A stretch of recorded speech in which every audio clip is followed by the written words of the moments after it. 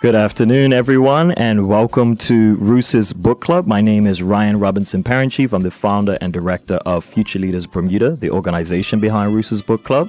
And my name is Simrit Smith. I'm one of the co-founders of Roose's Book Club. And we are very excited to welcome you here today as we tune in to the final episode of Season 2. So the final episode for this season of Roose's Book Club. For those of you who are just tuning in for the first time, Roose's Book Club is a sub-project of Future Leaders Bermuda, which is a registered charity focused on empowering the next generation to think critically and independently and to challenge the status quo. And the purpose of Roose's Book Club is really to bring young Bermudians and all walks of life together to discuss critical issues around the context of colonialism, historical underdevelopment, inequality, and injustice.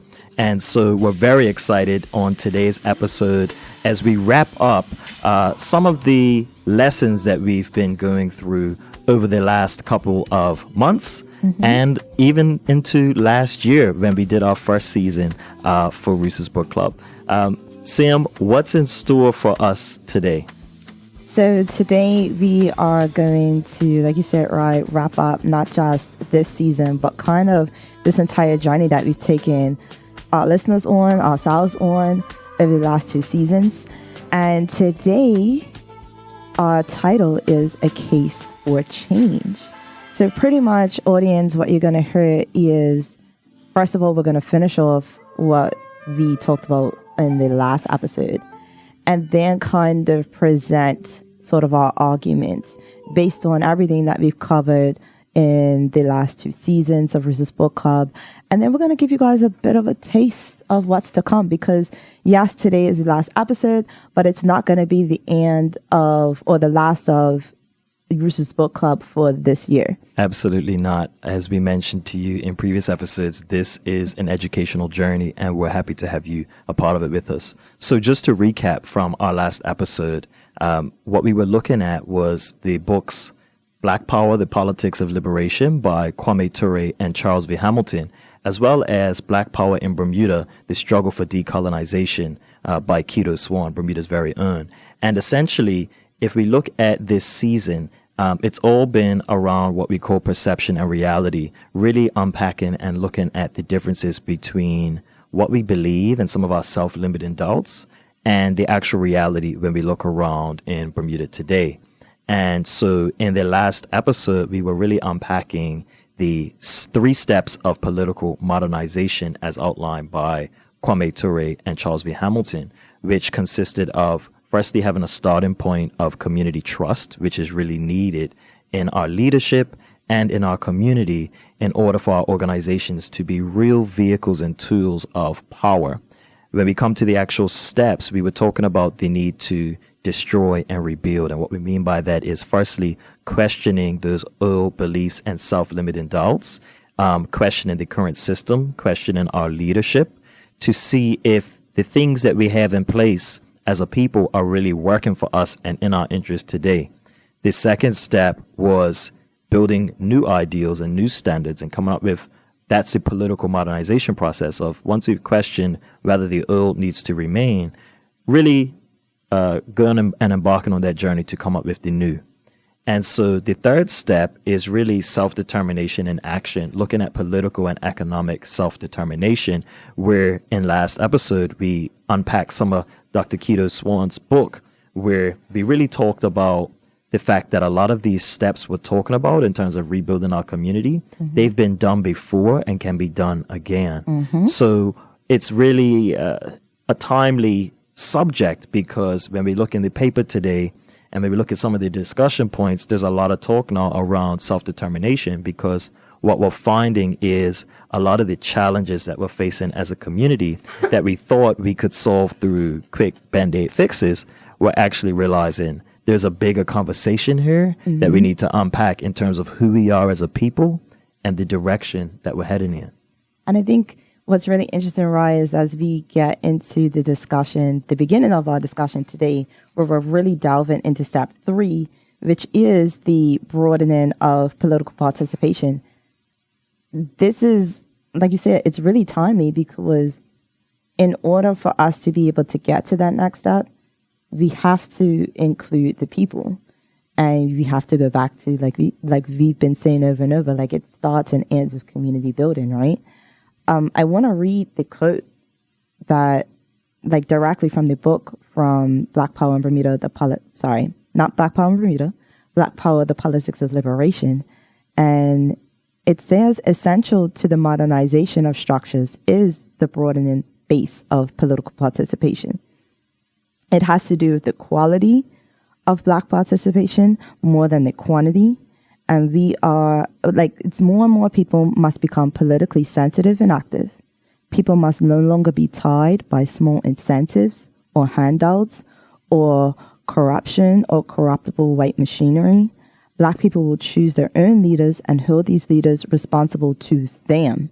A broadened base means an end to the conditions it means an end to conditions and moving away from people being objects rather than, moving away from people being like objects, being sort of like the end result of a vote or of an election or of a political decision.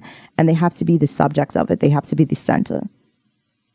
And another quote that kind of comes to mind, right, as we delve into this is, the revolution won't be televised, that you're not going to be able to cop out. You're not going to be able to sit back and watch it on the television. And as I was reading the article today that Mark Bean put out, he mentioned how this is a conversation that now we can't really get away from. That when we look at what Bermuda needs to move forwards, because we're in such a state of societal decay, we have to eventually come to the conversation of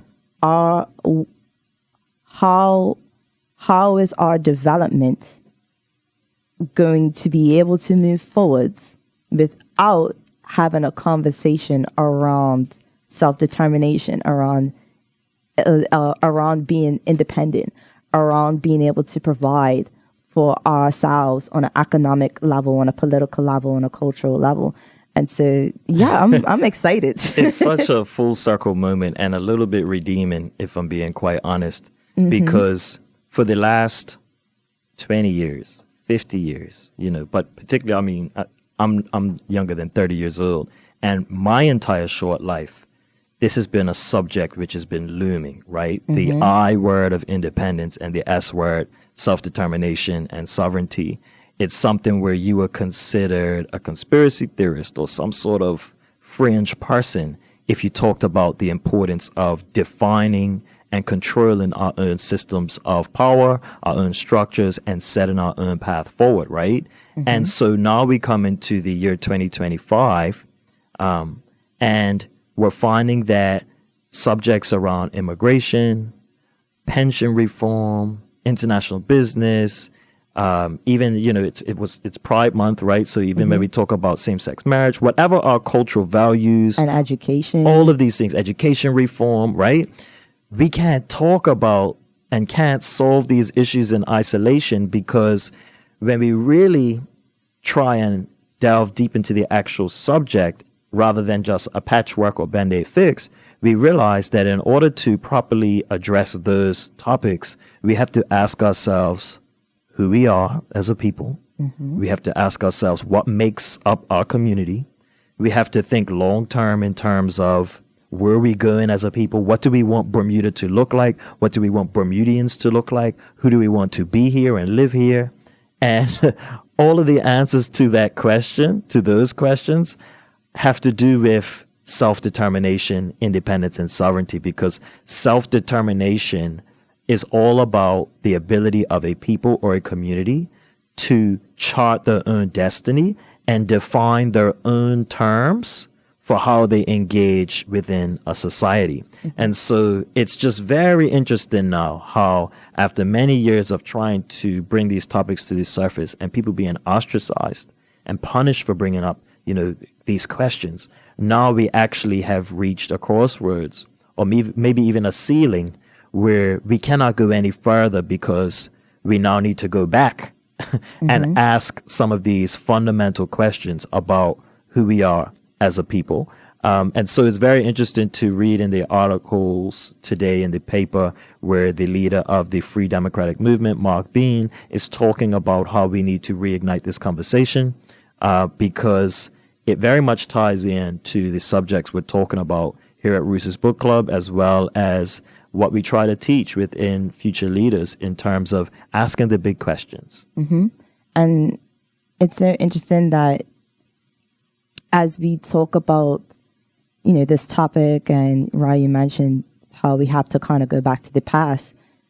That's what we talked about last episode. We went back to the past, and in keeping with that and bringing in the third step that we're talking about today in political modernization, you have to include the people in this conversation as we go through the rest of our curriculum.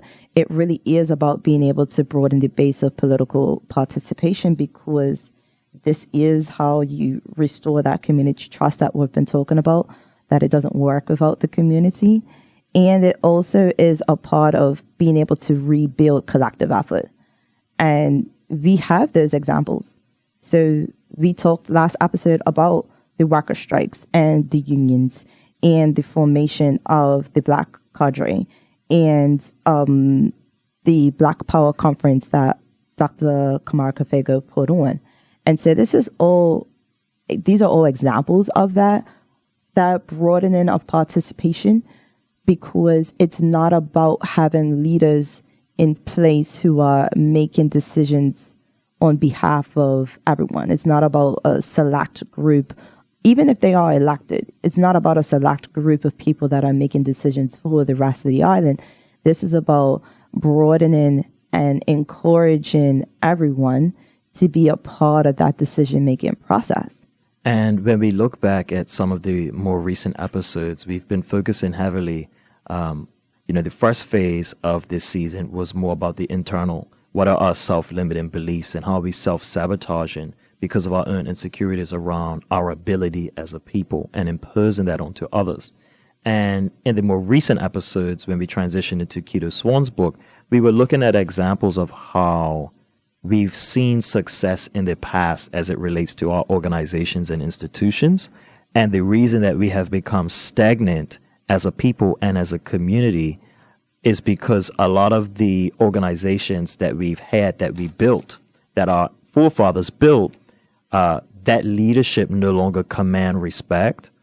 And we haven't held ourselves and our leaders accountable, which has prevented and really it's broken down the trust in the community that allows us to ask these deep questions, right? So when we were looking at Keto Swan's book, some of the examples we talked about, the worker strikes, the BIU's general strikes in the Bermuda Industrial Union and its formation was an example of coordinating mass action. And when you talk about Dr. E.F. Gordon and the leadership of the BIU and the unions, looking at pages 16, 108, looking in chapters 1 and 5 of Keto Swan's book, we really saw this as an example of visionary leadership where people had trust in the institution and were able to then come up with that political power, which allowed us to reach a first step in one sense in terms of self-determination, because we were defining what we wanted for our people, setting a long-term vision, and then actually had the power to mobilize around that.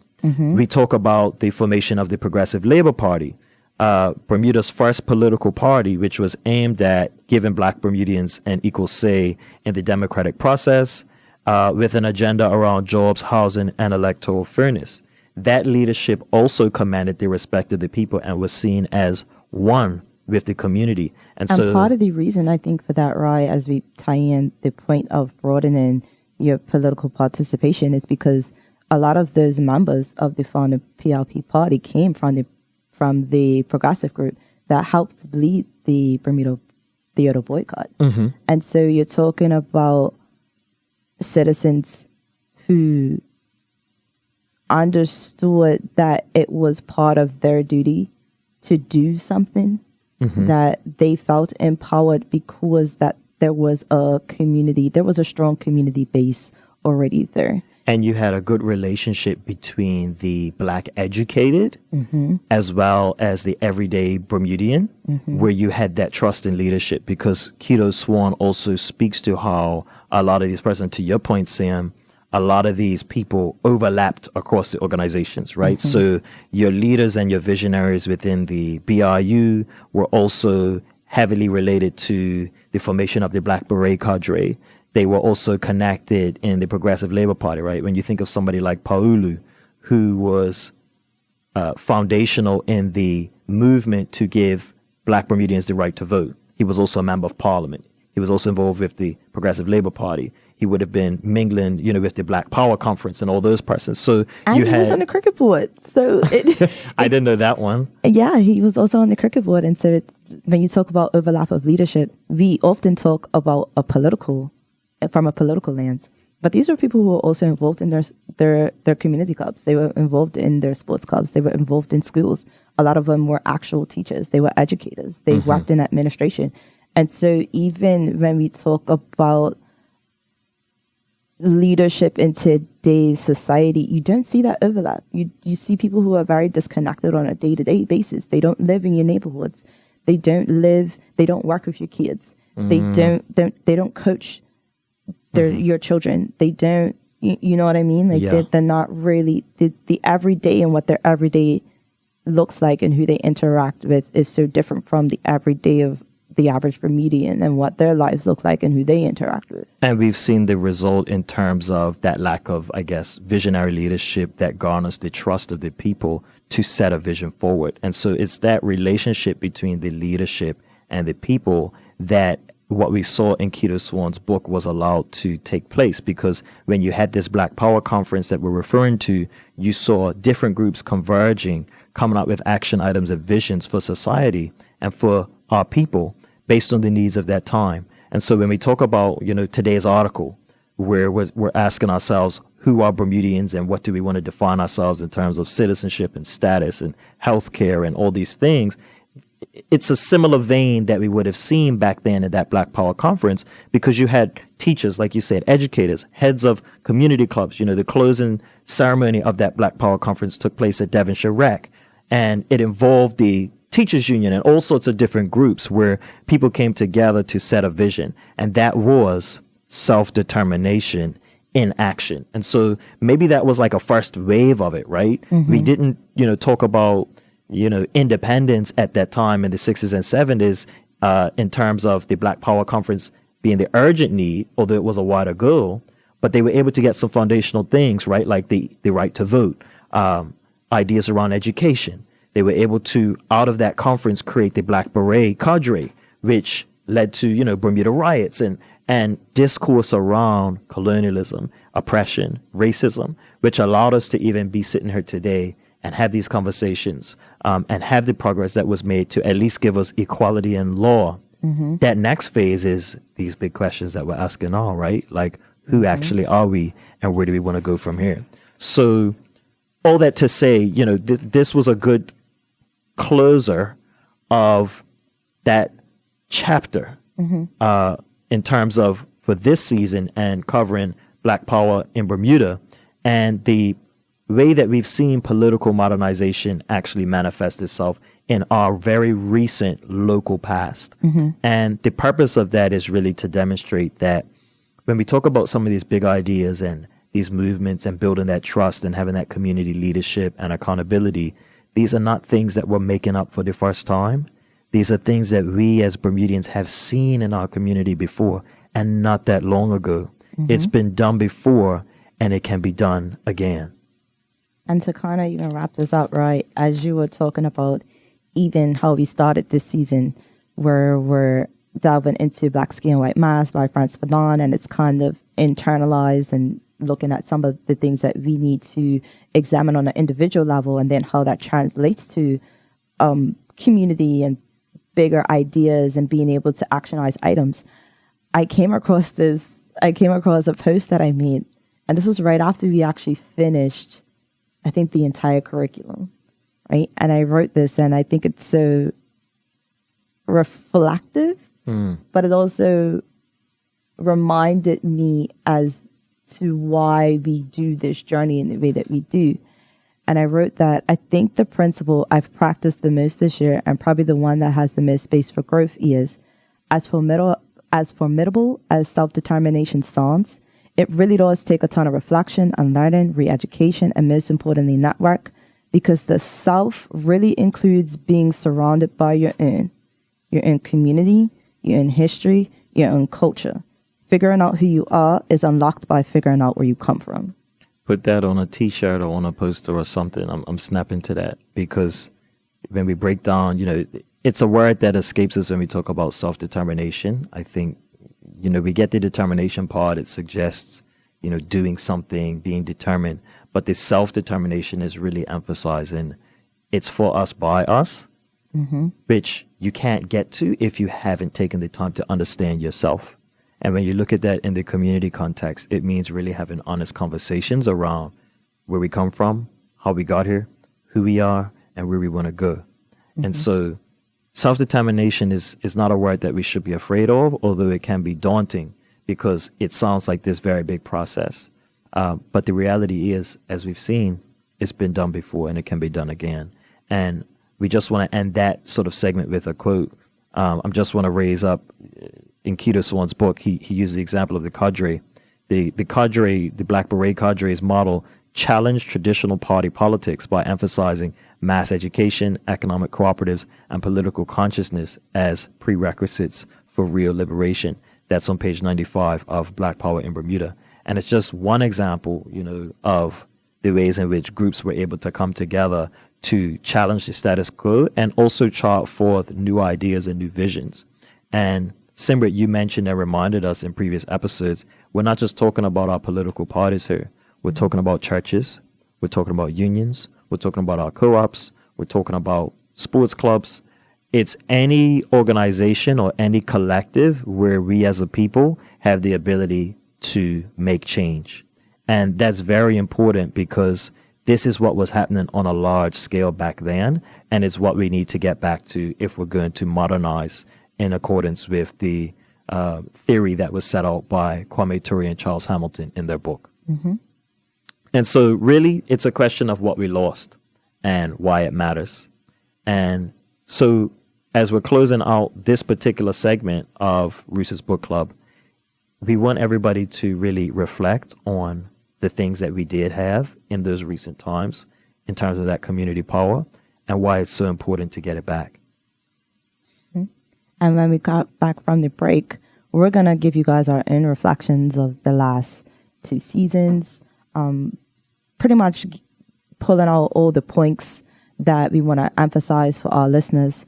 And then we're going to let you guys know what some of the upcoming events and things to look forward to when we get back from the break.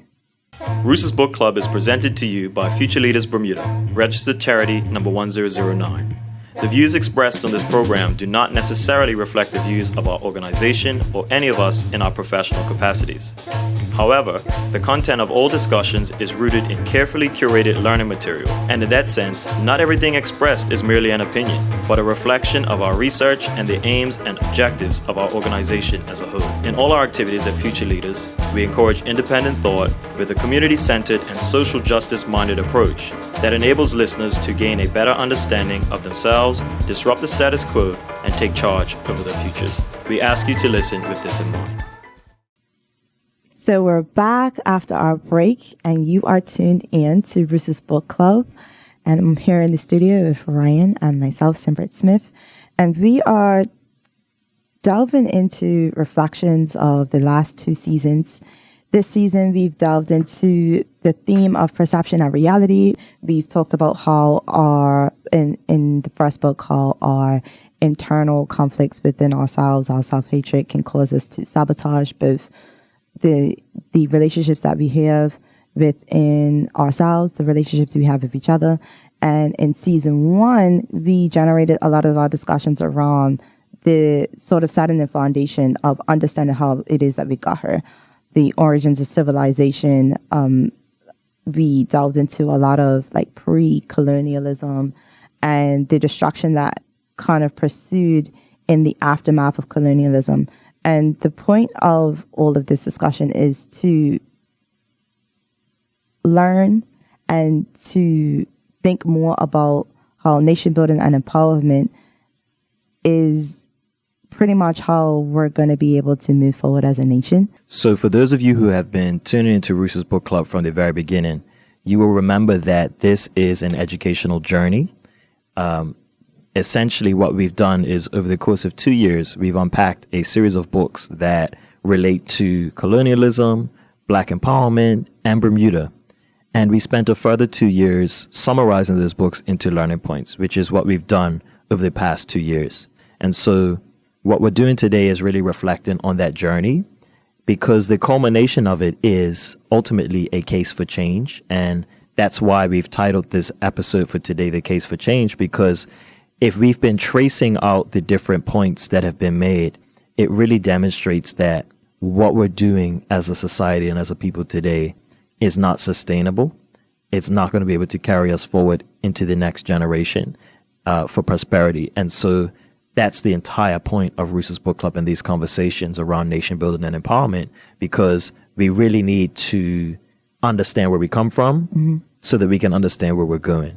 And so journey with us as we go through a little bit of reflection and recap around the various episodes we've covered, so that we can wrap up season 2 and make that case for change, so that when we come back in the new year with season 3, we'll all be caught up to speed on what exactly needs to change and why, and we can start talking about some of that future movement.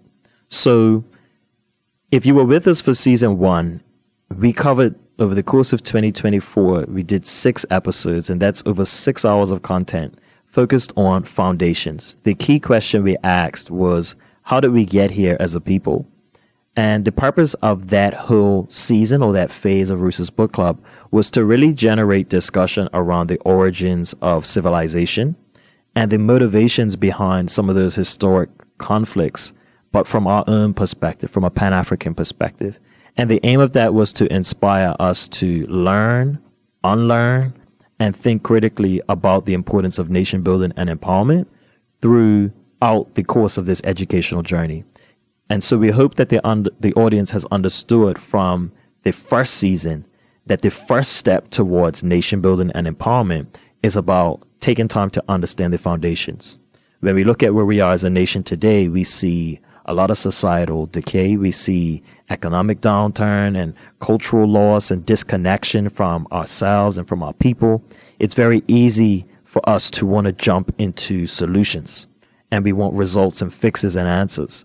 But the importance of that very first season that we went through over the course of last year is that we really need to ground our reactions in a deeper understanding of the systemic problems and the history that led us to where we are today first. And this includes where we come from, what was in place before slavery and colonization, how that interrupted manifested in Bermuda, and what the basic ingredients are for a healthy and sustainable nation. And we talked about that. We brought it up several times throughout even this season, the preconditions for progress, and how important it is to have your basic foundations in place before you can even talk about aspiring to grow, having time to think, putting things like proper healthcare policy and education policy in place. Like, we have to kind of go back and rebuild on the basic things. And one of them is a sense of self and a sense of nationhood, a sense of community. The other thing that we looked at was some of the historical events, right? So it was about how the history isn't about just dates and names of battles or wars. It's about the people, the patterns, and the things that we've tried before and the things that we have to learn from. And so it's not enough to just talk bad about colonialism or slavery or these historical things that happened. We really need to dig a little deeper into what was disrupted and changed and exploited, and how, what those weaknesses were with regard for the people that got left behind, and how it has impacted us for generations to come. And in Chue's analysis in the destruction of Black civilization, he highlights how colonialism systematically undermined Africa's political autonomy, its economic independence, and cultural integrity. And these impacts have had long-lasting effects and shaped the continent's post-colonial development and challenges. And we were able to parallel that with what's happening in Bermuda, how colonialism has also had that impact in our political structure and our economics and in the way that we can even identify as Bermudian. And we identified that colonialism manifested itself in three main areas.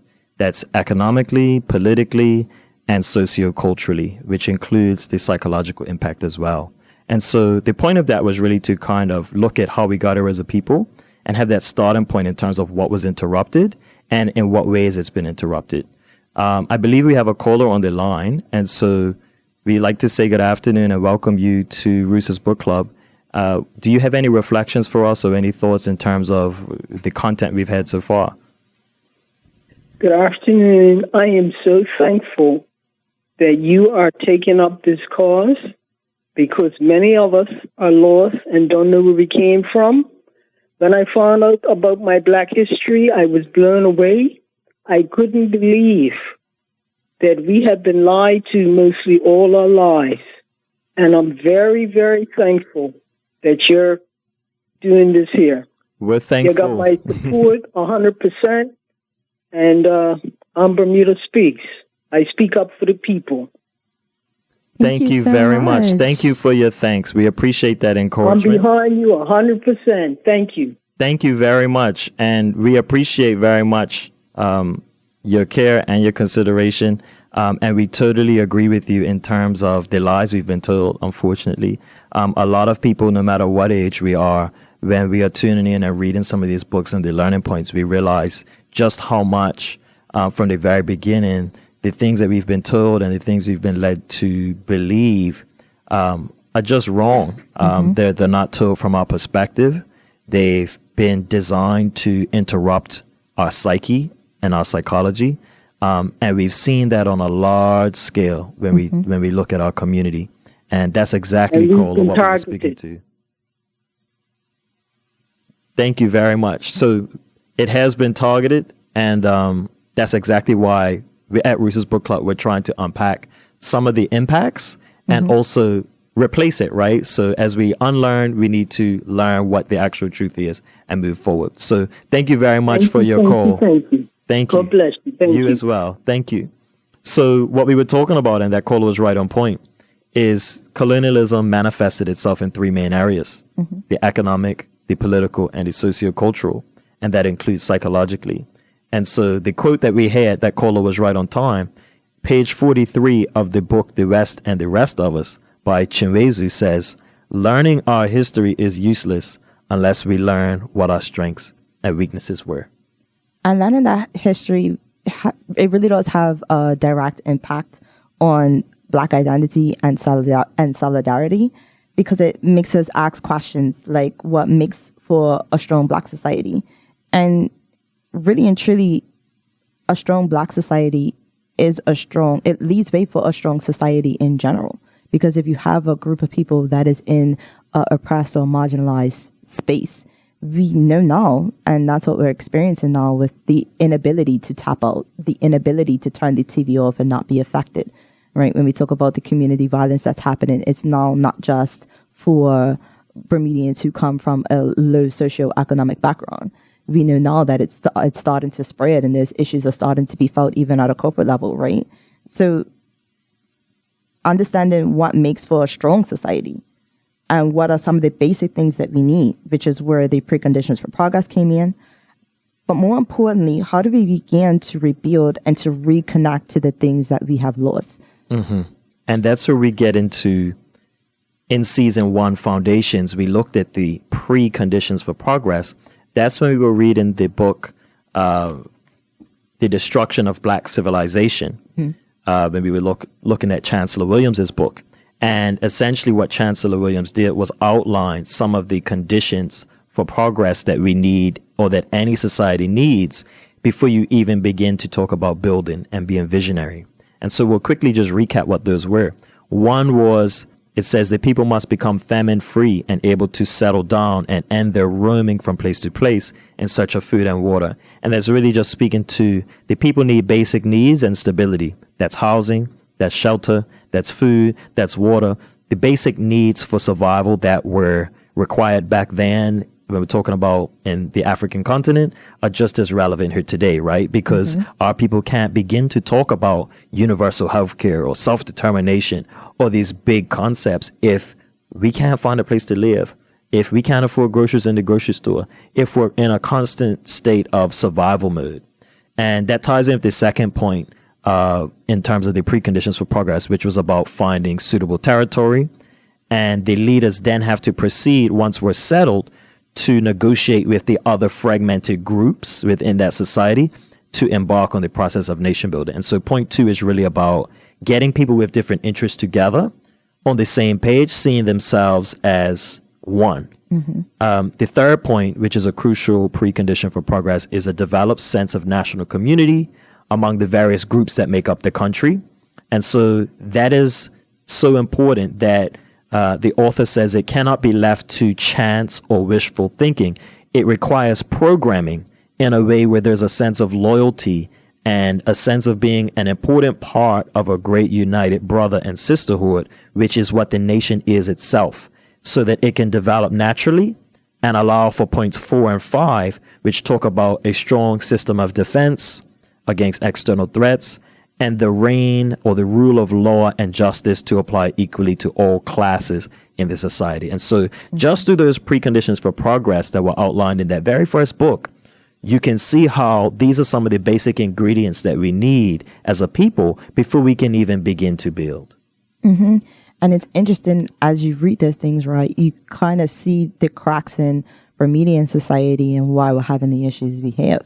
Because like you said, everyone is talking about housing and how hard it is to find a place to literally lay your head, about how expensive groceries are. And so even when you think about the ability for our kids to learn in school, it's hard to learn when you're hungry. And it's hard to be focused when you know that come in a few months' time, you don't even know where you're going to be able to sleep at night. And what that breeds for our society and the problems and the issues that it causes on, like I said, a level that affects everyone. But what is really interesting, this is a point that kind of shook me, even as we were going out through the curriculum, is that we don't know what works for us in this modern era yet because we've been using systems that weren't designed in our best interest in mind. And so I think what you're speaking to, Simbrit, is when we talk about the basic ingredients for a society to function, a lot of those ingredients don't exist. A lot of the basic needs that have to be met are not being met. And on top of that, the systems and the structures that we have today were not designed for us. And because they weren't designed for us, it's hard for us to even imagine the future. It's hard for us to even answer those questions like who we are and what do we need, because we're in survival mode. And on top of that, all we know, like what that caller said, are the lies that we've been told. And so it really raises the question of how has living under these systems shaped our concepts of freedom? You know, why are we even afraid of words like independence and self-determination? It's because what we know today was not designed by us. And specifically on page 239, Chinwezu, in that very one of those initial books we read, says liberal democracy has failed to produce either sovereignty or prosperity and has instead spread chaos and despair all over Africa. And we can substitute that for just Black people generally, right? This system that we have that pits one against the other, the one in which we have to learn how to navigate the system rather than the system being one that's designed for and by us, has really led to chaos. And that's what we're experiencing today. And as we even critique and look at our systems and figure out or try to figure out why it hasn't really worked, I think that's the part that some of our leaders missed, right? That instead of trying to, take the 3 steps of political modernization and questioning those systems and then trying to create new ones, we've kind of just adopted these systems and instead placed Black leadership in it. So we've we've pretty much just taken the same formula, but then put Black leaders in that formula. And in the experience of racism in Bermuda and its wider context, Dr. Eva Hudson her critique was that political parties looked to Europe instead of Bermuda to develop their philosophies and their ideals around the political landscape and around their political leadership. And what we saw was that the political agendas were really focusing on the wrong things. Mm-hmm. We talked about the myth or the idea that integration or desegregation was the solution to all of our problems. Mm-hmm. And so once we achieved that through things like the theater boycott, etc., we felt like we had arrived. We felt like racism, oppression was no longer something to be explored. Mm-hmm. And so we thought it was in the past. And now we've reached a full circle moment because we realize we never changed the systems and structures that led to those issues. We just changed the representation.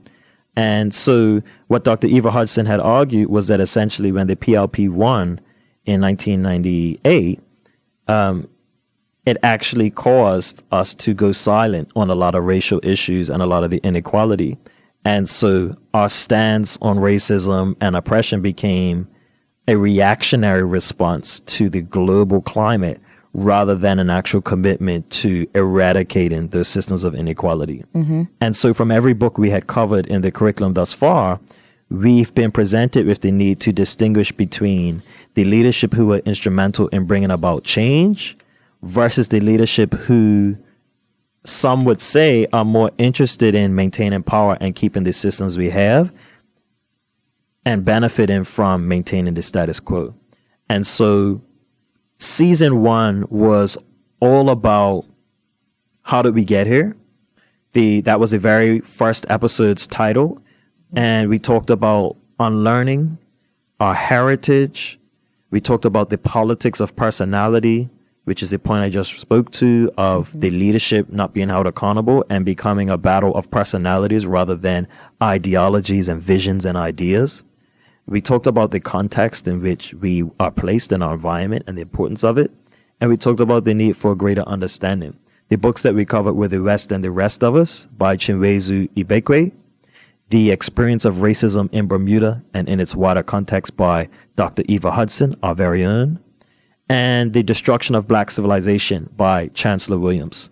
And the overall point of that episode, and that's the season 1 foundations, was really questioning how we got here, looking at the struggle for power and influence, looking at the need for future development based off having basic ingredients met, and the disconnect that it's caused between Black leadership, Black grassroots movements, and the wider community, and that mistrust being fueled by external and internal factors.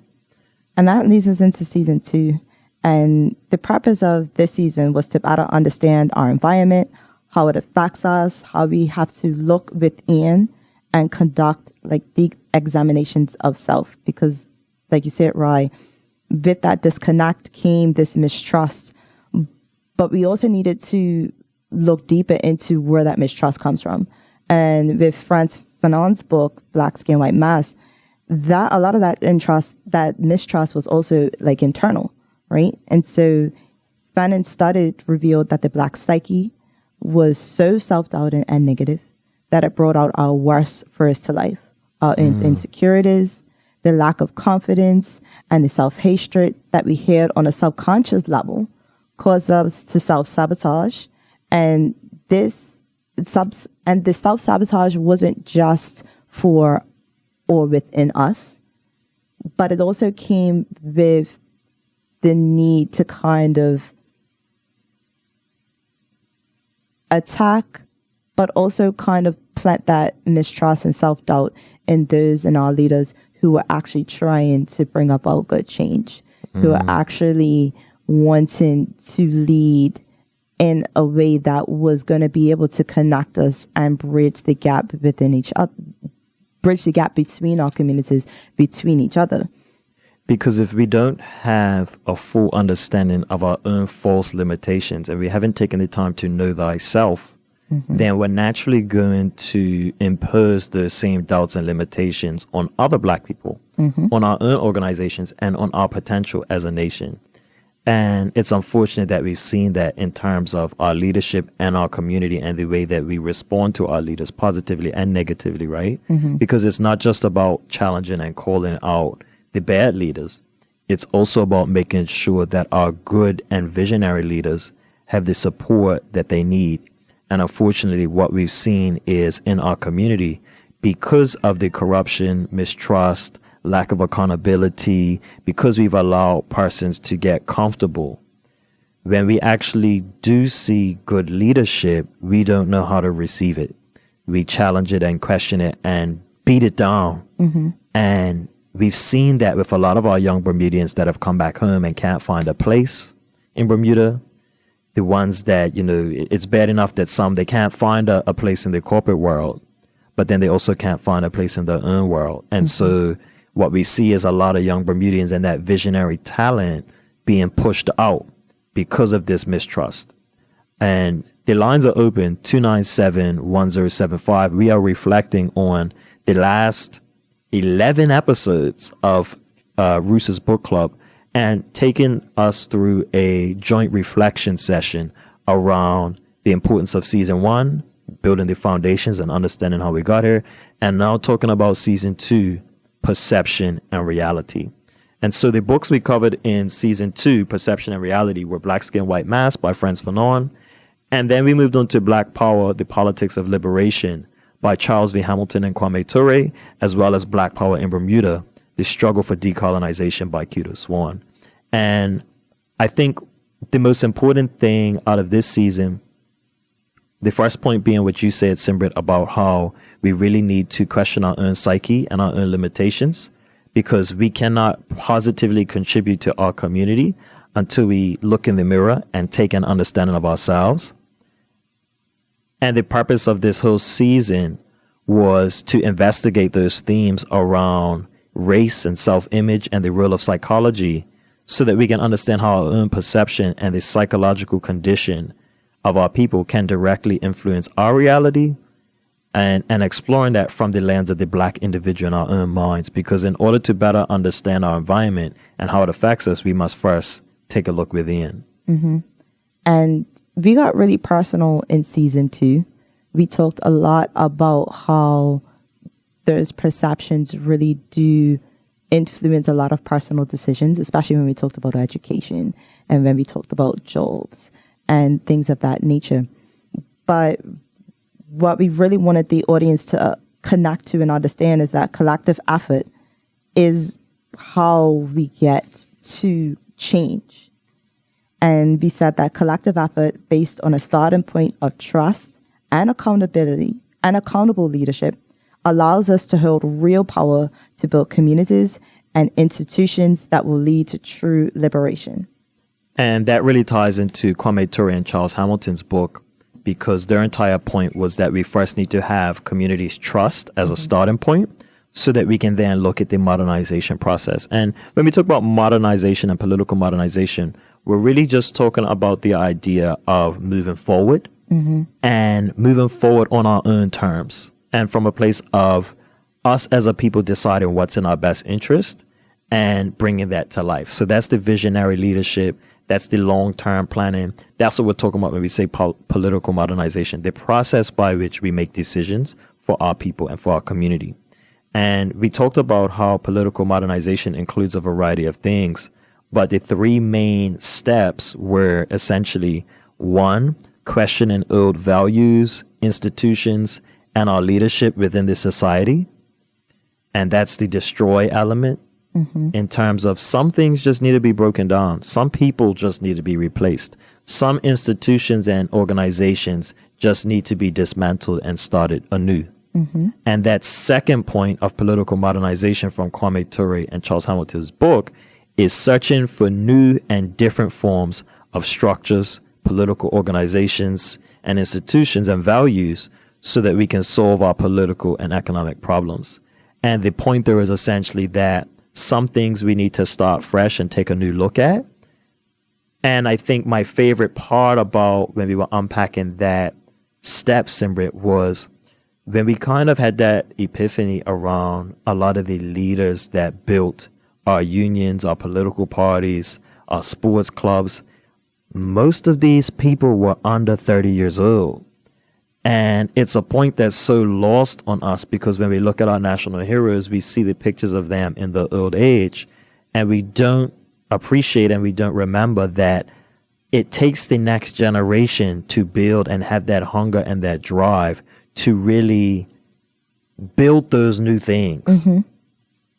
And so we've kind of lost sight of that because time has passed, and a lot of the persons that were a part of those initial organizations have grown with those organizations, but they haven't kind of given that room or passed that mantle down for the next wave to come in. And we talked about how that is such a systemic issue here in Bermuda. And we see it across the board. There's not just the unwillingness to let go of positions and power and pass on the baton, but it's also in the inability to even curate or set in place a culture that teaches the next generation on the how, on how to do these things, on how to build your organizations, on how to mobilize, on how to run organizations. And in this is just exposing how our systems, how we've been doing things from, since we've gotten into this place of the societal decay that we're in. All we really need to do is look to our past, look to some of our leaders that have really paved the way and kind of given us this blueprint of how it is that we can get from step 1 to step 2, from A to B. And this is the framework that we have in order to be able to build Black institutions and economies and government structures. And this is our way of being able to truly reclaim what we've lost. And so that whole conversation, when we talk about perception and reality and destroying to rebuild, it centers around a difficult truth. And that difficult truth is that before we can solve these problems and build something new, we have to first be willing to confront and dismantle what is in place, the current systems, beliefs, models of leadership that are failing us. And so that's where we come to that second point around defining new systems and models and values that are rooted in our own history and needs. And so we have to take a hard look at the state of our institutions today. Many of the organizations that once represented Black power and collective action have lost their influence, not because the original missions were flawed, but because the communities that built and sustained those institutions, whether that's the union, whether that's the sports club, whether that's the church, whether that's the political party, many of the communities that built those organizations have fractured. And the leadership that once held the moral weight, they no longer command that same respect. And so the key power drivers behind those institutions have disappeared. And the result is apathy, mistrust, disengagement, disempowerment, and a sense of hopelessness. And so ultimately, before we can reclaim our power to embark on the process of nation building, we must first address those outdated values, institutions, false leaders, and the harmful patterns that are holding us back. And that's where we came to the song by Lauryn Hill. I find it hard to say rebel, because she says we must destroy in order to rebuild. And we want to highlight that this isn't an issue about having more Black Bermudians in the room, because we know that that's not the solution. It really is about the authenticity, about leaders that, like you said, are making sure that they're connected to not just the people that they're going to be representing and going to be leading, but it really is about intention. It's about leaders that are empathetic, that have done the work of understanding root causes. And we see that in today's society in general, across the board, we have too much representation of leaders that really are there for their own self-interest. Leaders that are not, leaders that openly show through their actions that they really don't care about the people that they're supposed to be servicing. And it really is a testament to, you'll know them by their fruits. Because when you can demonstrate time and time again that you're not listening to the people, when you put in, when we have leaders that put in policies, or when we have leaders that say insensitive things on air, on the radio, it's a telltale sign. It's a fruit. The fact that this is someone who is disconnected, who's not listening to the cries of the people. And so it's about leadership that is, like I said, has done the work of understanding what the root causes is, so that they're not getting into positions that are going to cause even more harm. But it's also about leaders that are willing to connect, leaders that are willing to say that we see you, we hear you, and we want to do something about it, not because I want praise and accolades in the end, but because this is what I really want for my people. I want a better Bermuda. I want a better tomorrow. And that's where we have to ask the question of our leaders of what legacy are they leaving, and what have they built, and how have they been custodians? Have they been good stewards of the organizations that they were entrusted to lead across the board?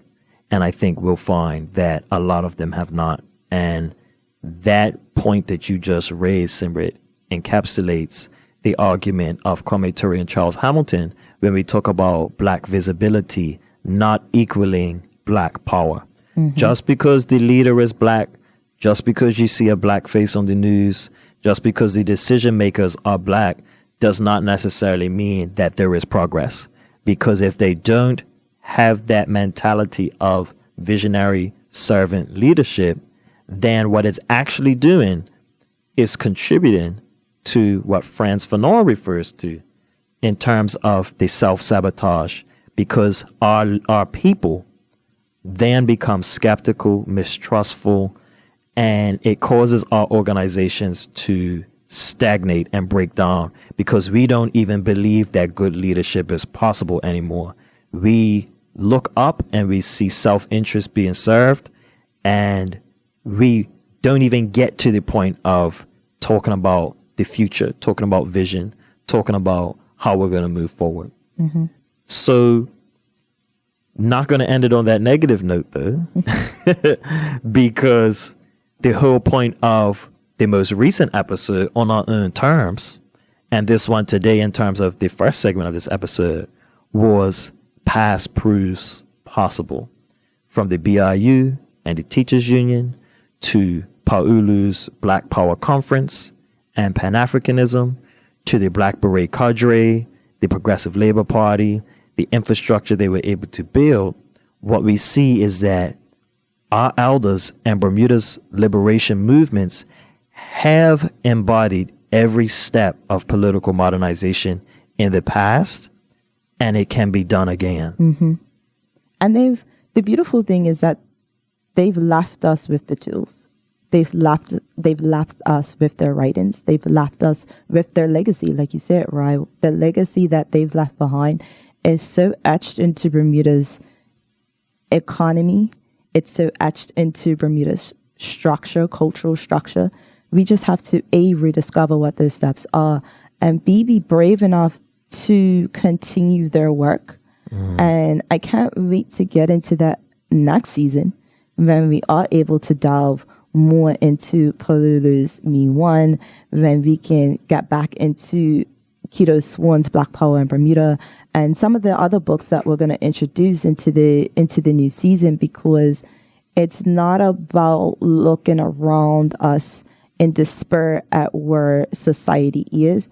It's about looking behind us to be able to reach back and go get it. And that's a concept called Sankofa that comes out of the Ndikra tribe in Ghana. But not to delve too deep into it, but when you're feeling lost in the moments of what's happening in Bermuda and even what's happening around the world.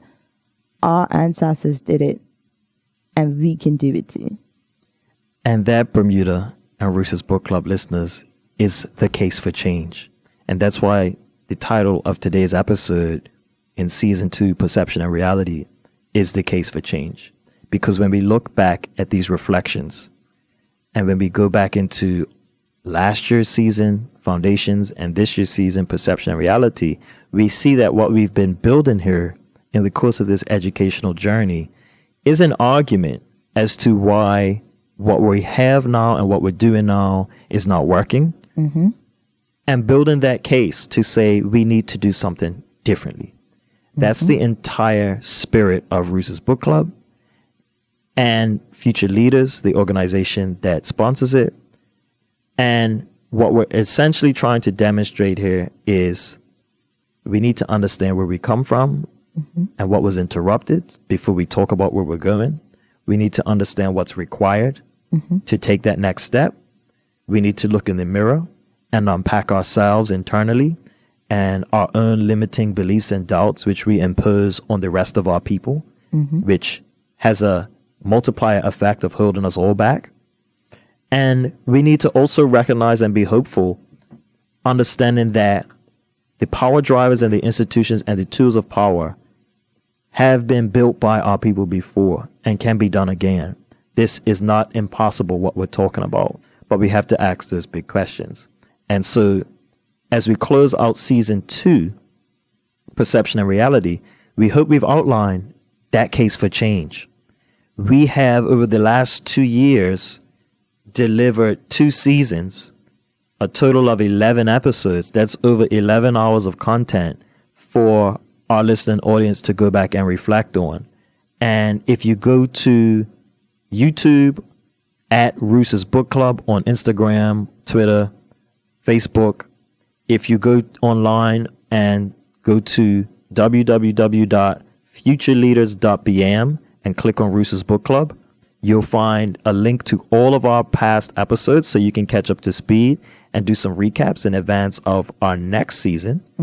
And why don't you talk through what we're going to cover in that next season? Because when we break today, we remind our audience that this is an educational journey. This is not the end. We're just about halfway through the year today and halfway through the curriculum of Roose's Book Club. And so why don't we give our audience a preview of what's to come? So our reading list for our audience, because we always get asked about that, we have Black Power in Bermuda by Keto Swan, They Called Him Roose by Colin Bradshaw Jr., Me One by Paulu Kamara Kafego, How Europe Underdeveloped Africa by Walter Rodney, and we're gonna touch a little bit on Ratchet of the Earth by Frantz Fanon. And so that's our reading list for season 3. Go ahead, grab those books. You can reach out to us on socials if you need help in obtaining some of these books. We have some sponsors and we have some resources that we are excited to share with the public. And like I said before, right, is that we have some live shows coming up, because it's not just about sitting here behind some mics and talking for an hour. We really are serious about the community building and the nation building aspect of Roose's Book Club. And so I want you guys to pay attention to our socials. We're going to start posting and we're going to start letting the audience and our listeners know. And we're going to be doing a lot of these shows in public, because we really want to start connecting, especially the youth of Bermuda, to each other, so that, first of all, we're not feeling like we're alone in this fight, but also to be able to reach out and to have those conversations in real time. So for those of you who missed the books for season 3, you can go online to www.roosesbookclub.bm. That's ROOSESBOOKCLUB.bm. And on that website is going to take you to our Future Leaders page. There's a full list of all of the books that we're going through in our curriculum, as well as a link to YouTube where you can catch up on all of our previous episodes. Season 1 was all about foundations. Season 2 was all about perception and reality and unpacking the difference between the two. And we're excited as we close out season 2 today, we'll be back in the near future with season 3, where we'll go through those books that Simba just outlined. And we can pick up and continue this conversation as we embark on this educational journey toward nation building and empowerment. In the meantime, stay tuned to our socials for our first ever live event, which is coming up. And I want to give a big word of thanks to Hot 1075 and Glenn Blakeney for facilitating our unapologetic discussions on this platform. I want to thank Fresh TV for rebroadcasting these episodes on television for those who are not as savvy on YouTube or able to catch us live. I want to thank Miles from Bermuda Volt TV for taking care of our production and our recording and being here with us every week that we do the episode. She's here. I think, Miles, we might have to get you on. She's laughing. We might have to get you on because she's been here right with us as we go through our discussion points on the background, taking care of the production. So thank you. And I also want to thank our platinum sponsors of Future Leaders Bermuda, HSCM Bermuda. They are the platinum sponsor for Future Leaders Bermuda, registered charity 1009. And it would not be possible for us to be here today delivering this content. 4 years and counting in terms of Roose's book club, the work that we've taken to get to this point, and 8 years of Future Leaders Bermuda as an organization. And so it wouldn't be possible for us to deliver this program free of charge without the help of our sponsors such as HSC and Bermuda, the Cabinet Office who sponsor the Future Leaders program specifically, and all those that play a part. Ciara Burrows, who's the co-convener of Roose's book club, helping us out with our content. And one last surprise thanks to Nikita Robinson and Sister Patricia Podgson. We have here, for those of you who are watching live, some very nice T-shirts that were just sprung on us as we came in today with Dr. Paulu Kamaraka Fego on them. And these were custom printed, and it was a really nice surprise. You know, that's community right there. Just those people who are just out there dropping gifts, dropping knowledge, giving us that encouragement in the street. And it's also just a testament to what we're building here. And like you said earlier, right, it's sort of like a feel-good moment of this is a fruits moment. This is a fruits moment of knowing that we're not just, like I said, her talking for an hour behind some mics. Whenever we get accolades and praise from our listeners who stop us in the streets, people who send me messages, just encourage anyone that's encouraged us along the way, anyone that has expressed their interest and their fascination and just even their appreciation for the show. We want to thank you too, because it really does let us know that, first of all, we're on the right track, but it also allows us to not feel as alone and isolated in this journey, because it is a journey that we're all taking together. And it reminds us that Bermuda belongs to us. It belongs to each other. It belongs to everybody. And one last thanks. I want to thank you, Simbrit, because this has been a very heavy season. We've worked for 2 years to read the books and create the content, and then another 2 years in order to prepare for this show. And we're now on the second year of that. And so you've seen me, and you and Ciara and the team have seen me throughout this journey. We've all had lives to live throughout this process of doing the work ourselves to learn and unlearn, but also navigate the challenges of life. And this particular season, season 2, Perception and Reality, was a heavy one, particularly around just some of the things that have been going on in the community and in our respective personal lives, and really connecting. Like what we're saying here is real stuff. And some of the things we've unpacked connect directly with our lived experiences. And so there have been occasions where, we've been brought to tears on the episode. And I just want to thank you for seeing me and really being there, because it's one thing to understand it in theory, some of the situations and the challenges and the limitations and, the self-sabotage and all the things that we are reading. But it's another thing to experience that and then have to deliver that and educate and empower and still be there. You know, we're all members of the board of Future Leaders as a charity. You know, we're working in the community as our full-time jobs and roles. And so we are not separated from the implications and the symptoms of a lot of the things that we're reading and unpacking. And that takes an emotional toll. And I just want to recognize that and say thank you. Right. You're not about to have me cry in the studio, but the appreciation is so mutual. This has been a journey that has helped me to grow as a person on so many levels. And you already know, we've discussed this and we've talked about it. But I also want to thank you for being able to have the leadership capacity that you do and to still live your life. I know it is a lot. But I also want to thank you for being able to push me past my comfort zone, past what I even believed I was capable of, and to facilitate this journey that yourself, myself, Ciara, everyone else in Future Leaders has been through. I've learned a lot about leadership from you specifically, but also what this journey has allowed us as a collective to go through, both professional, as public figures now, and personally, how it's been the fuel that kind of keeps us going. It's been an incredible honor to be a part of this and to be under your leadership as we go through this. Thank you. We are building for the future, and those are our reflections.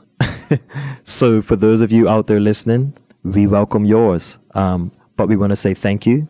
We appreciate you. Thank you for the encouragement. That closes out season 2 of Roose's Book Club. And we look forward to welcoming you back when we come back in season 3. See you guys next time. Till next time.